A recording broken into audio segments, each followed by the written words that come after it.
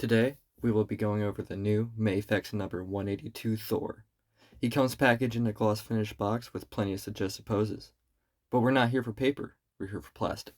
If you're liking the content you see, I put out new videos every Tuesday and Friday. Go ahead and follow, or leave a like, or even just a view helps, so thank you. Let's start with the height. This has been talked about endlessly. It's an odd choice, and it's almost as if the sculptors mismeasured from the top of the wings and not the top of the head. Lay him down next to Iron Man and compare the height by the top of their heads and cover up the legs, and that sizing looks a lot better. I received this figure with the new Mafex X Factor Cyclops, and even then, side by side, you could really tell how small he is. Hopefully, we get an updated one in the future. For now, if you're looking to get this figure, once you pose him with Iron Man, those height differences kind of become an optical illusion.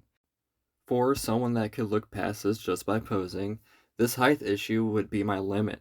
I completely understand why you would wait on this figure. And since I brought up Iron Man, I found the same issue with Thor's gripping hands, where I need to force it onto the accessory with risk of scratching the paint. The difference is, Mjolnir is part of who Thor is.